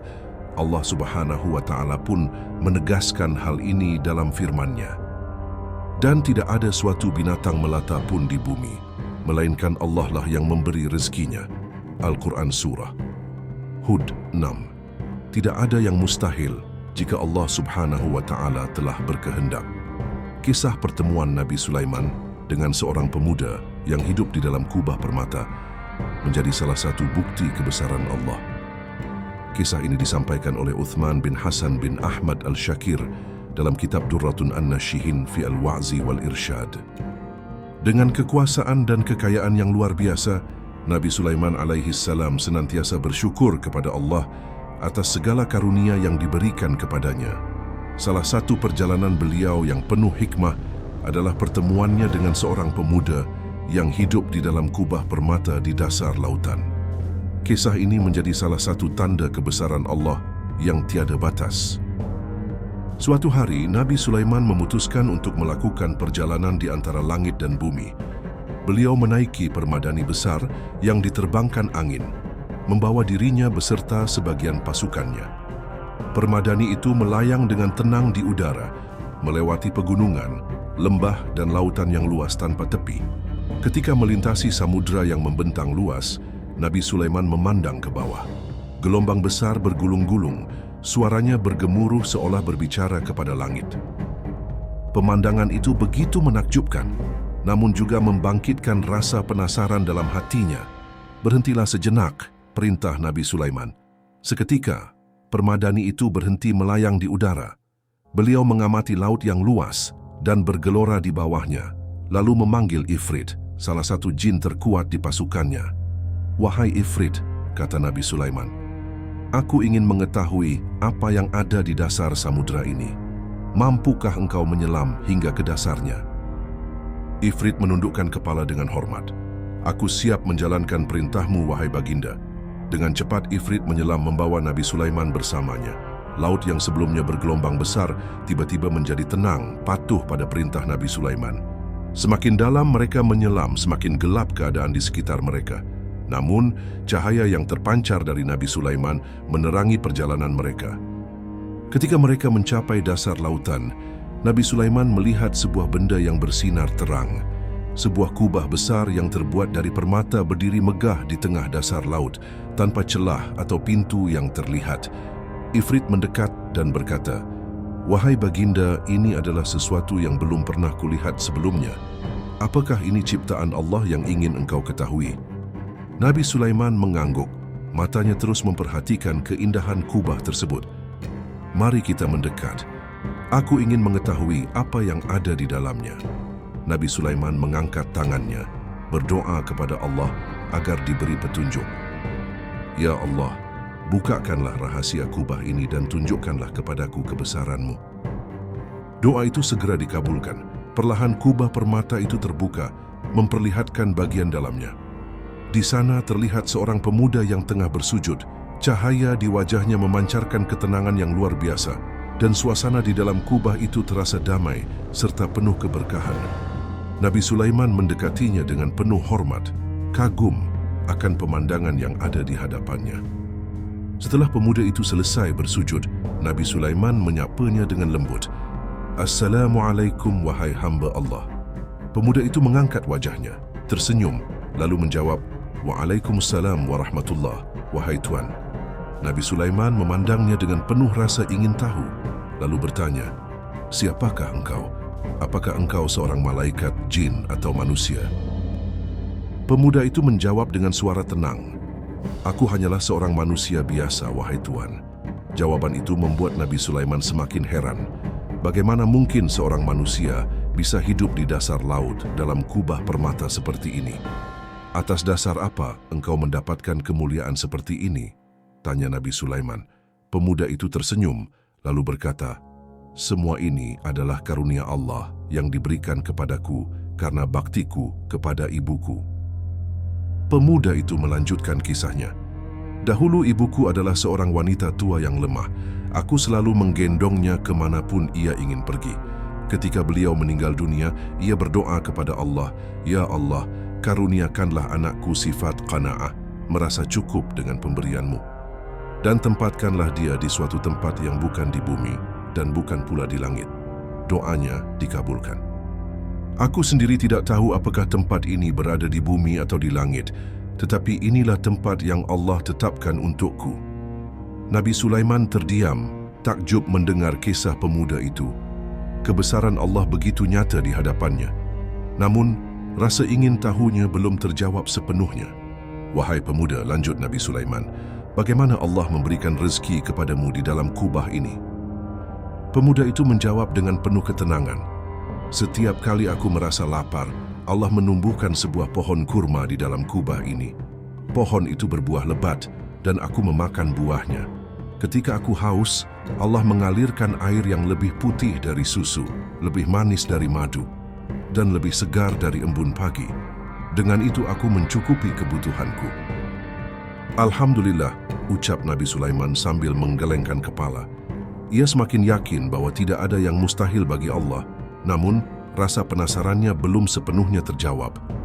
Ia kembali bertanya, "Bagaimana engkau mengetahui perbedaan antara siang dan malam di dalam kubah ini?" Pemuda itu menjelaskan dengan tenang. Ketika waktu subuh tiba, kubah ini memancarkan cahaya putih yang terang, menandakan bahwa siang telah datang. Dan saat matahari terbenam, kubah ini berubah menjadi gelap, menandakan malam telah tiba. Jawaban itu membuat Nabi Sulaiman semakin kagum. Ia menyadari bahwa Allah telah memberikan cara yang luar biasa untuk memenuhi kebutuhan hambanya yang berbakti. Setelah menjelaskan kehidupannya, pemuda itu menatap Nabi Sulaiman dengan penuh hormat. "Wahai Tuan," katanya, "izinkan aku kembali beribadah kepada Tuhanku di dalam kubah ini." Nabi Sulaiman mengangguk. "Berdoalah kepada Allah agar kubah ini tertutup kembali. Aku telah melihat dan belajar banyak dari pertemuan ini. Aku akan selalu mengingat kebesaran Allah yang telah ditunjukkan melalui dirimu." Pemuda itu pun menengadahkan tangannya, memohon kepada Allah agar kubah itu tertutup kembali. Dalam sekejap, kubah permata tersebut kembali rapat, memancarkan cahaya putih yang indah. Nabi Sulaiman berdiri sejenak, menatap kubah itu dengan perasaan haru. Ia lalu bersujud, mengucap syukur kepada Allah atas kesempatan yang diberikan untuk menyaksikan tanda kebesarannya. Setelah peristiwa itu, Nabi Sulaiman merasa terdorong untuk menunjukkan rasa syukurnya melalui sebuah amal besar. Salah satu misi utama dalam masa pemerintahannya adalah menyelesaikan pembangunan Baitul Maqdis, tempat suci yang telah dimulai oleh ayahnya, Nabi Daud alaihissalam. Tempat itu akan menjadi simbol ibadah kepada Allah dan pusat bagi umat manusia untuk mendekatkan diri kepadanya. Nabi Sulaiman pun mengumpulkan para penasihatnya di istana megahnya. Aula istana dipenuhi oleh manusia, jin, dan burung yang hadir untuk mendengarkan perintahnya. "Wahai rakyatku," ujar Nabi Sulaiman dengan suara lantang, "Allah telah menganugerahkan kepada kita kekuatan dan hikmah untuk membangun sesuatu yang akan menjadi kebanggaan seluruh umat manusia. Hari ini, aku memutuskan untuk menyelesaikan pembangunan Baitul Maqdis, tempat yang akan menjadi rumah ibadah bagi hamba-hamba Allah." Seorang jin bertubuh besar berdiri dan berkata, "Wahai Baginda, apakah engkau ingin kami yang menyelesaikan tugas ini? Kami memiliki kekuatan untuk mengangkat batu-batu besar dan membangunnya dengan cepat." Sementara itu, burung hudhud yang dikenal sebagai pengintai setia Nabi Sulaiman terbang mendekat dan berkata, "Wahai Baginda, kami dapat membantu dengan membawa bahan-bahan dari tempat yang jauh. Apapun yang engkau butuhkan, kami siap melaksanakannya." Nabi Sulaiman tersenyum dan berkata, "Tugas ini akan melibatkan semua makhluk Allah. Manusia, jin, dan burung semuanya akan bekerja sama. Baitul Maqdis akan menjadi bukti bahwa dengan pertolongan Allah, umat manusia dapat menciptakan sesuatu yang luar biasa." Hari pertama pembangunan dimulai dengan semangat yang membara. Jin-jin yang kuat mengangkat batu-batu besar dari pegunungan dan membawanya ke lokasi pembangunan. Burung-burung membantu dengan mengangkut material seperti kayu dan batu permata dari tempat yang jauh. Sementara itu, manusia mengatur bahan-bahan tersebut, memahat batu, serta menyusun struktur dengan penuh ketelitian. Nabi Sulaiman berjalan mengelilingi lokasi pembangunan, mengawasi pekerjaan dengan cermat. Saat melewati sebuah titik, ia melihat beberapa jin sedang mengangkat balok besar. Salah satu jin tampak kesulitan dan balok itu hampir jatuh dari genggamannya. "Berhenti," seru Nabi Sulaiman dengan suara tegas. Jin itu gemetar dan menundukkan kepalanya. "Maafkan aku, wahai Baginda, balok ini terlalu berat untukku." Nabi Sulaiman mendekatinya, menepuk bahunya, lalu berkata dengan lembut, "Kau telah berusaha dengan sebaik-baiknya. Ingatlah, pekerjaan ini bukan hanya tentang kekuatan fisik, tetapi juga tentang niat kita untuk memuliakan Allah. Jika kau merasa kesulitan, jangan ragu untuk meminta bantuan. Kita harus saling mendukung." Jin itu mengangguk dengan penuh rasa syukur. Dengan bantuan jin lainnya, balok besar itu akhirnya dapat dipindahkan ke tempatnya. Suatu hari, ketika pembangunan hampir selesai, burung hudhud datang terbang dengan tergesa-gesa. Ia mendarat di hadapan Nabi Sulaiman dan berkata, "Wahai Baginda, aku menemukan sesuatu yang luar biasa." Nabi Sulaiman mengangkat alisnya, penasaran. "Apa yang kau temukan, wahai hudhud?" Burung hudhud lalu menjelaskan bahwa ia telah menemukan sebuah tambang permata di tempat yang jauh. Permata-permata itu dapat digunakan untuk menghiasi Baitul Maqdis, menjadikannya lebih indah dan megah. Tempat itu penuh dengan permata yang bersinar seperti bintang di langit, wahai Baginda. Jika kita menggunakannya, Baitul Maqdis akan bercahaya bagaikan cahaya dari surga, kata burung hudhud dengan penuh semangat. Nabi Sulaiman tersenyum dan berkata, "Engkau selalu membawa kabar baik, wahai hudhud. Pergilah bersama pasukanmu dan bawalah permata itu ke sini. Namun, ingatlah satu hal, jangan mengambil lebih dari yang diperlukan. Kita tidak boleh merusak bumi, hanya demi memenuhi ambisi kita." Burung hudhud mengangguk, lalu terbang pergi, memimpin kawanan burung untuk mengangkut permata-permata tersebut. Setelah beberapa hari perjalanan, mereka kembali membawa permata yang berkilauan. Permata-permata itu digunakan untuk menghias bagian dalam Baitul Maqdis, menjadikannya tempat yang tidak hanya megah, tetapi juga dipenuhi cahaya yang menawan. Ketika pembangunan Baitul Maqdis akhirnya selesai, Nabi Sulaiman mengumpulkan seluruh rakyatnya untuk meresmikan tempat suci tersebut. Manusia, jin, dan burung berkumpul dalam sebuah acara yang penuh khidmat. Nabi Sulaiman berdiri di tengah-tengah mereka, mengangkat tangannya ke langit lalu berdoa, "Ya Tuhanku, terimalah amal kami ini sebagai wujud rasa syukur kami kepadamu. Jadikanlah tempat ini sebagai pusat ibadah dan kebenaran, tempat di mana hamba-hambamu dapat mendekatkan diri kepadamu. Ampunilah dosa-dosa kami, dan masukkanlah kami ke dalam golongan hamba-hambamu yang saleh." Doa itu disambut dengan lantunan takbir dari seluruh makhluk yang hadir. Suara mereka menggema ke seluruh penjuru negeri, menandakan selesainya salah satu projek terbesar dalam sejarah umat manusia. Pembangunan Baitul Maqdis oleh Nabi Sulaiman menjadi simbol persatuan, kerja keras, serta dedikasi kepada Allah. Tempat suci ini bukan sekadar bangunan, tetapi juga bukti nyata dari ketaatan dan rasa syukur kepada Sang Pencipta. Keikutsertaan manusia, jin dan burung dalam pembangunan ini menunjukkan bahwa seluruh makhluk Allah dapat bekerja sama untuk mencapai tujuan yang mulia. Dalam setiap langkahnya, Nabi Sulaiman selalu mengingatkan rakyatnya bahwa semua ini hanyalah anugerah dari Allah. Amanah sebesar ini harus dijaga dengan penuh tanggung jawab dan ketakwaan. Sejumlah kitab tafsir seperti Tafsir At-Tabari, Ibnu Katsir, Al-Qurtubi dan lainnya menyebutkan bahwa Masjid Al-Aqsa pertama kali dibangun oleh para malaikat yang menetapkan letak dan garis-garisnya. Namun menurut pendapat mayoritas ulama yang dianggap paling sahih, orang pertama yang membangun Masjid Al-Aqsa adalah Nabi Adam. Meski demikian, tidak ada riwayat yang menjelaskan secara pasti bentuk bangunan tersebut dan proses pembangunannya. Setelah itu, Nabi Ibrahim melakukan renovasi terhadap bangunan yang didirikan Nabi Adam, sebagaimana yang ia lakukan terhadap Ka'bah di Makkah.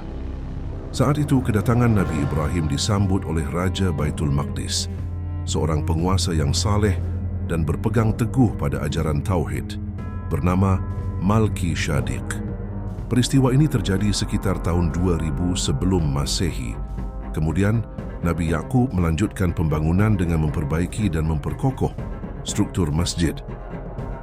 Setelah itu datanglah Nabi Sulaiman yang membangun Masjid Al-Aqsa dengan arsitektur yang lebih besar, megah, kokoh serta indah, menjadikannya salah satu tempat ibadah yang paling bersejarah dan dimuliakan. Pembangunan Masjid Al-Aqsa oleh Nabi Sulaiman disebutkan dalam sebuah riwayat yang berasal dari Abdullah bin Amr bin Ash.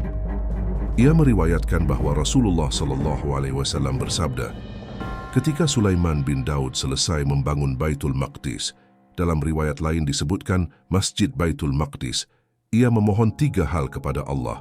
Pertama, keputusan hukum yang sesuai dengan keputusannya. Kedua, kerajaan yang tidak akan diberikan kepada siapapun setelahnya. Dan ketiga, agar siapapun yang mendatangi masjid ini hanya dengan niat untuk salat, keluar dari dosa-dosanya, seperti saat ia dilahirkan oleh ibunya. 2 permintaan pertama telah dikabulkan oleh Allah, dan Rasulullah SAW berharap permintaan yang ketiga juga dikabulkan. Hadis ini diriwayatkan oleh Ahmad, An-Nasa'i dan Ibnu Majah, serta dinilai sahih oleh Al-Albani dalam Syahih Ibnu Majah. Nabi Sulaiman AS membangun Masjid Al-Aqsa sekitar tahun 950 sebelum Masehi. Masjid ini bertahan selama kurang lebih 370 tahun hingga akhirnya dihancurkan oleh bangsa Babilonia. Setelah itu datanglah bangsa Persia, Yunani dan Romawi yang masing-masing mendirikan tempat ibadah sesuai dengan kepercayaan mereka, bahkan menempatkan patung serta berhala di dalam kompleks Masjid Al-Aqsa. Kondisi ini terus berlanjut hingga penguasa Romawi, Herodes pada tahun 20 sebelum Masehi, membangun sebuah bangunan besar bernama Basilika di dalam kompleks tersebut. Pada masa lain, seorang jenderal Romawi bernama Titus melakukan pembantaian besar-besaran terhadap kaum Yahudi serta menghancurkan rumah-rumah ibadah di kawasan Masjid Al-Aqsa hingga akhirnya tidak ada lagi bangsa Yahudi yang tersisa di sana. Pembangunan Masjid Al-Aqsa terus berlanjut di bawah kepemimpinan para khalifah Muslim. Di antara mereka adalah Khalifah Umar bin Khattab yang membangun kembali masjid ini setelah penaklukan Baitul Maqdis. Kemudian Khalifah Umayyah Abdul Malik bin Marwan memperindahnya, yang kemudian disempurnakan oleh putranya Walid bin Abdul Malik. Setelahnya, para khalifah dari berbagai dinasti Islam serta penguasa Baitul Maqdis turut berperan dalam memelihara dan memperbaiki masjid ini. Sejarah pembangunan Masjid Al-Aqsa dari masa ke masa ini merujuk pada buku Fadail Al-Masjid Al-Aqsa wa Madinati Baitul Maqdis wa Ar-Radd ala Mazaim Al-Yahud karya Al-Mahdi Said Rizqa Rizam. Pagi itu, Nabi Sulaiman memeriksa pasukan besarnya yang berbaris dengan rapi. Di hadapannya berdiri manusia, jin, dan burung dalam formasi yang tertata dengan sempurna. Burung-burung mengepakkan sayap mereka dengan anggun, menciptakan bayangan di atas barisan. Namun mata tajam Nabi Sulaiman segera menangkap sesuatu yang tidak biasa. "Di mana Hudhud?" tanyanya dengan suara tegas. Para pengawal burung saling berpandangan, tampak kebingungan karena tidak mengetahui keberadaan Hudhud. Nabi Sulaiman mengulangi pertanyaannya dengan nada lebih tegas. "Mengapa aku tidak melihat Hudhud? Apakah dia termasuk yang tidak hadir?" Seorang burung kecil maju dengan hati-hati dan berkata, "Kami tidak tahu, wahai baginda. Mungkin ia sedang dalam perjalanan jauh." Mendengar jawaban itu, Nabi Sulaiman menyipitkan matanya dan berkata, "Sungguh, aku akan menghukumnya dengan hukuman yang berat atau menyembelihnya, kecuali jika ia datang kepadaku dengan alasan yang jelas." Al-Quran Surah An-Naml 21. Tak lama kemudian, Hudhud datang dengan napas terengah-engah. Ia mendarat di hadapan Nabi Sulaiman, menundukkan kepalanya dengan penuh hormat, lalu berkata, "Wahai baginda, aku telah mengetahui sesuatu yang belum engkau ketahui. Aku membawa berita penting dari negeri Sabah." Nabi Sulaiman menyilangkan tangan di dadanya dan menatap Hudhud dengan penuh keseriusan. "Katakan apa yang telah kau temukan." Hudhud melanjutkan laporannya. "Aku mendapati seorang wanita yang memimpin mereka. Ia memiliki segalanya dan dianugerahi kekuasaan yang besar. Ia juga memiliki singgasana yang megah. Namun, aku melihat ia dan kaumnya menyembah matahari, bukan kepada Allah. Setan telah menjadikan perbuatan mereka tampak indah di mata mereka, sehingga mereka tersesat dan terhalang dari jalan yang benar." Mendengar laporan itu, Nabi Sulaiman terdiam sejenak, memikirkannya dengan saksama. Lalu ia berkata, "Kita akan lihat apakah yang kau katakan ini benar, ataukah engkau hanya berdusta." Al-Quran Surah An-Naml 27. Kemudian, Nabi Sulaiman menuliskan sebuah surat dan menyerahkannya kepada Hudhud. "Bawalah surat ini kepada mereka, letakkan di istana mereka, lalu perhatikan bagaimana mereka menanggapinya."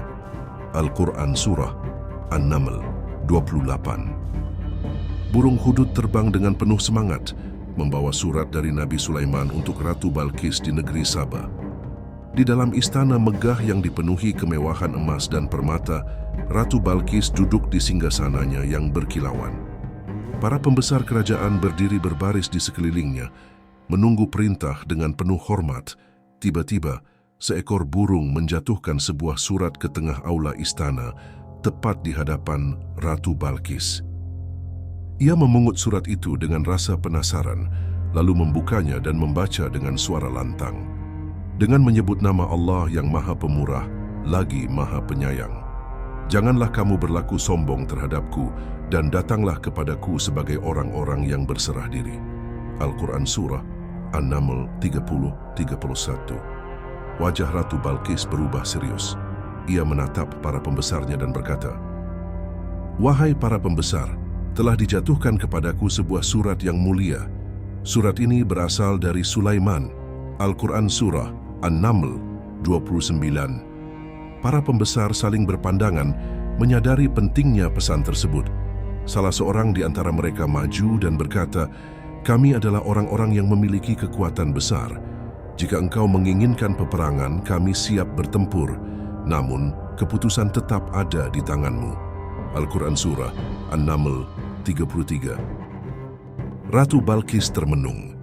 Ia memahami bahwa Nabi Sulaiman bukanlah pemimpin biasa.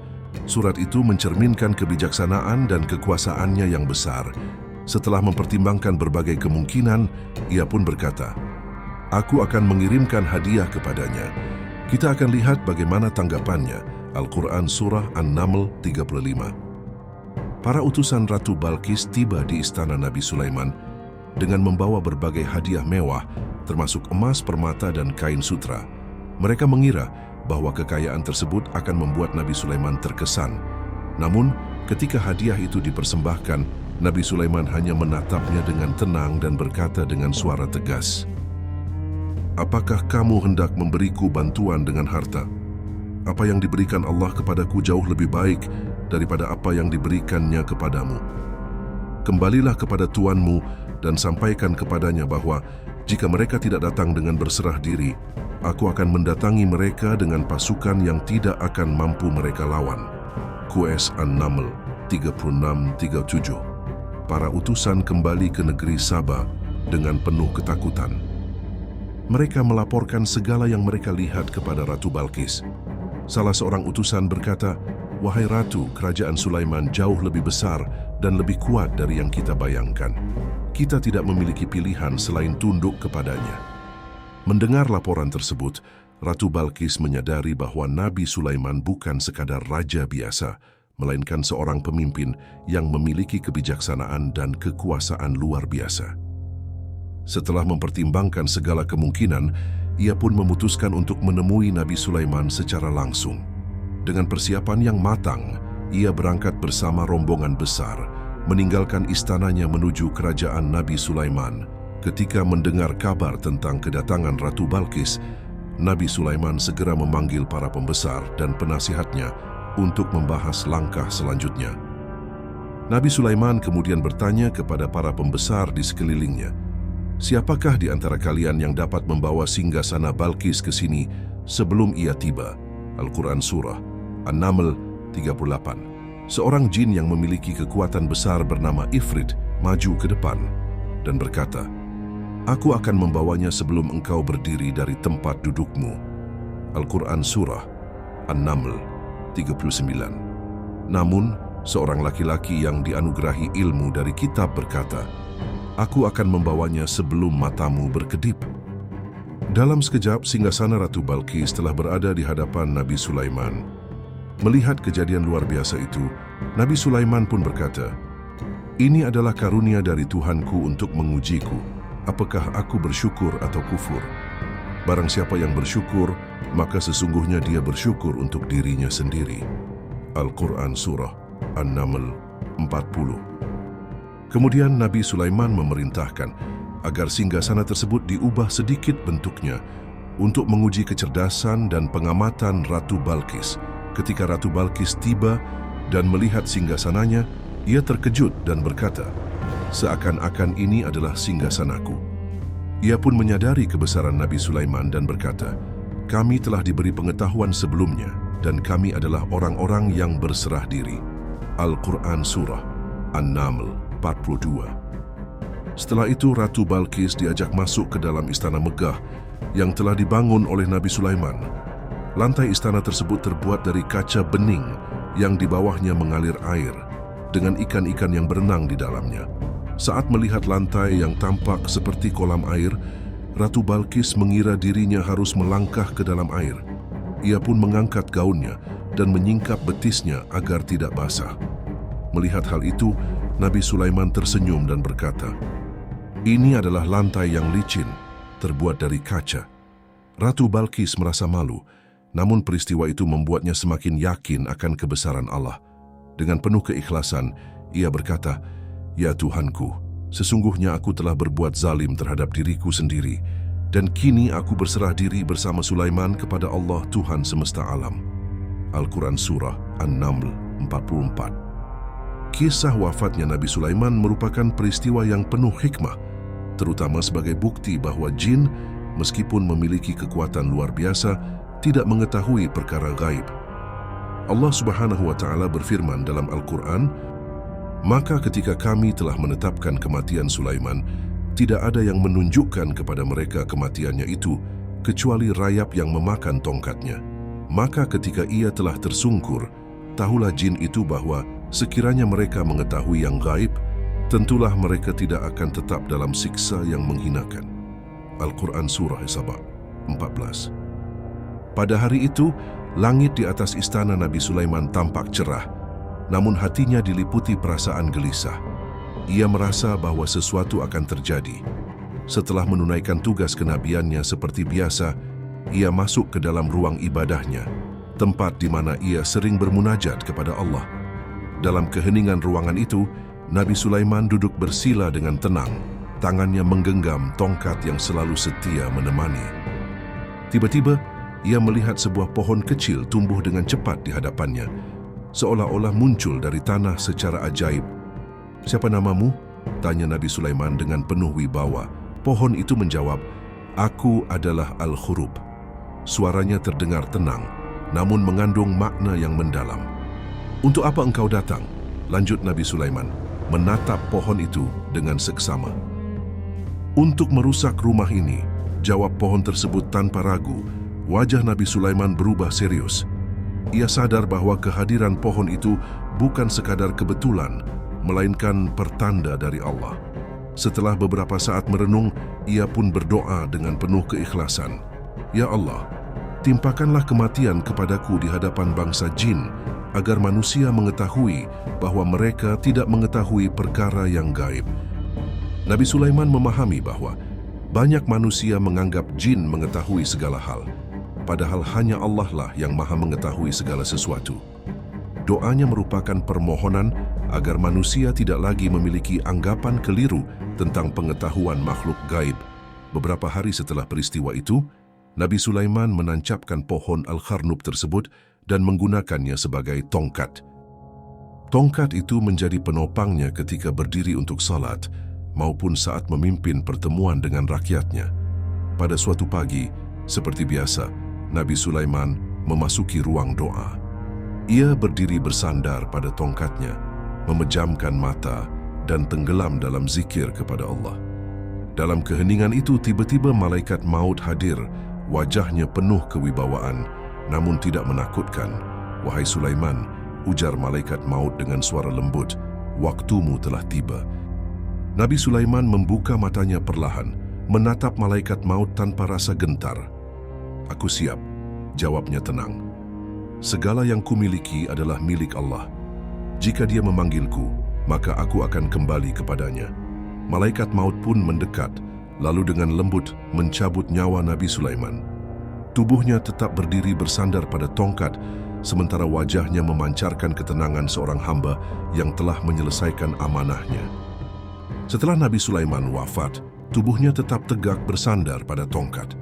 Para jin yang berada di bawah perintahnya tidak menyadari bahwa pemimpin mereka telah tiada. Mereka terus bekerja, membangun bangunan megah sesuai perintah terakhirnya. Di antara mereka beberapa jin berbincang sambil bekerja. "Pemimpin kita sungguh luar biasa," ujar salah satu jin sambil mengangkat batu besar. "Ia bisa berdiri begitu lama tanpa beristirahat." Jin lainnya menimpali, "Pasti beliau sedang bermunajat kepada Allah.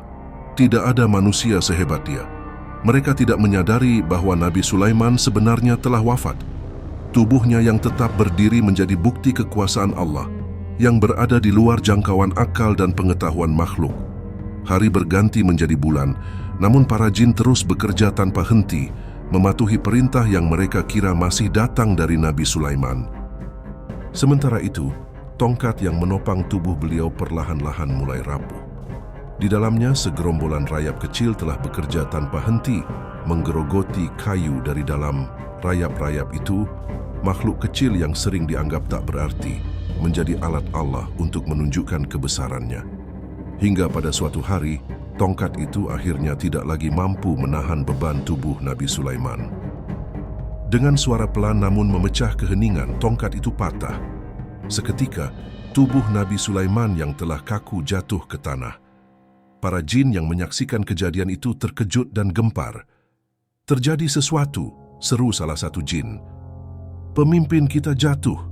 Mereka segera berkerumun di sekitar tubuh Nabi Sulaiman. Untuk pertama kalinya mereka menyadari bahwa beliau telah wafat. Para jin terkejut. Selama ini mereka bekerja tanpa mengetahui kenyataan yang sesungguhnya. Salah satu dari mereka berkata dengan nada penuh penyesalan, "Bagaimana mungkin kita tidak menyadari ini? Kita yang dianggap mengetahui banyak hal, ternyata tidak mengetahui bahwa Nabi Sulaiman telah tiada." Kesadaran pun mulai muncul. Jin-jin itu segera menghentikan pekerjaan mereka. Mereka menyadari bahwa ilmu mereka terbatas dan bahwa hanya Allah yang mengetahui segala sesuatu, termasuk perkara gaib. Peristiwa wafatnya Nabi Sulaiman menjadi pelajaran besar bagi manusia dan jin. Allah Subhanahu wa Ta'ala berfirman, "Maka tatkala kami telah menetapkan kematian Sulaiman, tidak ada yang menunjukkan kepada mereka kematiannya itu, kecuali rayap yang memakan tongkatnya." Maka tatkala ia telah tersungkur, taulah jin itu bahwa kalau sekiranya mereka mengetahui yang gaib, tentulah mereka tidak akan tetap dalam siksa yang menghinakan. Al-Quran Surah Saba 14. Setelah wafatnya Nabi Sulaiman, manusia semakin memahami bahwa kekuasaan yang beliau miliki adalah amanah dari Allah. Sepanjang hidupnya, Nabi Sulaiman selalu menegaskan bahwa segala sesuatu, baik yang besar maupun kecil, adalah bagian dari rencana Allah yang sempurna. Kisah ini menjadi pengingat bagi umat manusia agar tidak sombong dengan kekuatan, ilmu, atau kemampuan yang dimiliki. Semua hanyalah titipan dari Allah, dan pada akhirnya, setiap makhluk akan kembali kepadanya. Semoga kita dapat mengambil hikmah dari kisah Nabi Sulaiman dan selalu tunduk kepada kebesaran Allah Subhanahu wa Ta'ala. Kisah Nabi Sulaiman alaihissalam adalah salah satu kisah agung yang menyimpan banyak pelajaran berharga. Sebagai seorang nabi sekaligus raja, beliau menunjukkan bahwa kekuasaan yang besar harus diiringi dengan tanggung jawab yang besar pula. Dengan segala kehebatan yang dimilikinya, mulai dari menundukkan makhluk-makhluk Allah, memahami bahasa burung dan hewan, hingga memimpin kerajaan yang luas, Nabi Sulaiman tetaplah seorang hamba yang rendah hati dan senantiasa bersyukur kepada Tuhannya. Allah Subhanahu wa Ta'ala berfirman tentang kebijaksanaan dan rasa syukur Nabi Sulaiman. Ini adalah karunia dari Tuhanku untuk mengujiku, apakah aku bersyukur atau mengingkari nikmat-Nya. Barang siapa yang bersyukur, maka sesungguhnya dia bersyukur untuk dirinya sendiri. Dan barang siapa yang ingkar, maka sesungguhnya Tuhanku Maha Kaya lagi Maha Mulia. Al-Quran Surah An-Naml 40. Sebagai penutup, kisah Nabi Sulaiman mengajarkan kepada kita bahwa kekuasaan, ilmu, dan harta hanyalah sarana untuk beribadah kepada Allah. Kehebatan sejati bukanlah diukur dari seberapa banyak yang kita miliki, melainkan dari seberapa besar rasa syukur kita dan bagaimana kita memanfaatkan nikmat tersebut untuk kebaikan. Rasulullah bersabda, "Sebaik-baik manusia adalah yang paling bermanfaat bagi manusia lain." Hadis riwayat Ahmad. Seperti halnya Nabi Sulaiman yang menggunakan segala nikmat yang diberikan kepadanya untuk menegakkan kebenaran dan menyebarkan kebaikan, kita pun seharusnya menjalani kehidupan dengan memberi manfaat bagi sesama. Semoga kisah ini menjadi inspirasi bagi kita semua untuk senantiasa bersyukur, berbuat adil, dan mendekatkan diri kepada Allah Subhanahu wa Ta'ala. Akhir kata, wassalamualaikum warahmatullahi wabarakatuh.